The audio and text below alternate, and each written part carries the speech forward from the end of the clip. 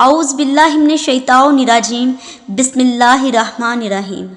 خواتین و حضرات السلام علیکم۔ امام مہدی علیہ السلام کے سپاہیوں کی تعداد جو کہ اہل بدر کی تعداد کی طرح 313 ہے۔ یہ لوگ دن کے شیر اور رات کے راز و نیاز کرنے والے ہیں۔ جب امام مہدی علیہ السلام کا ظہور ہوگا تو یہ لوگ امام مہدی علیہ السلام سے سوال کریں گے کہ کیا آپ ہی مہدی ہیں؟ آپ فرمائیں گے ہاں میرے ساتھیوں۔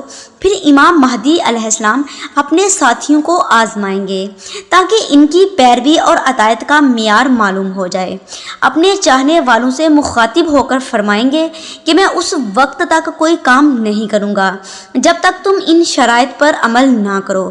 وہ کہیں گے کہ آپ بتائیں کہ کیا شرائط ہیں؟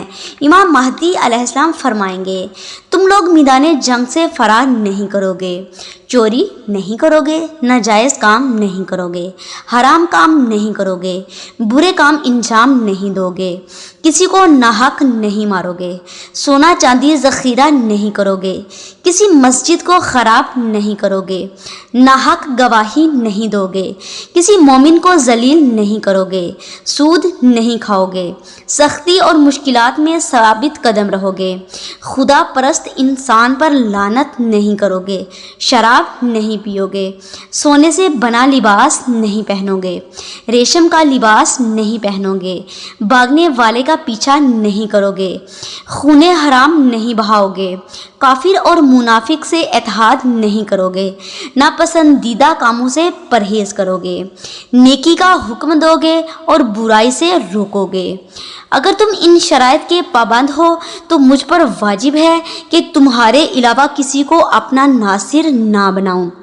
میں وہ پہنوں گا جو تم پہنو گے، میں وہ کھاؤں گا جو تم کھاؤ گے، میں وہ سواری استعمال کروں گا جو تم کرو گے۔ اصحاب کہیں گے جو آپ نے فرمایا ہے ہم اس سے راضی ہیں اور آپ کی بیعت کرتے ہیں۔ اللہم صلی علی محمد و آل محمد وعجل فرجہم اجمعین۔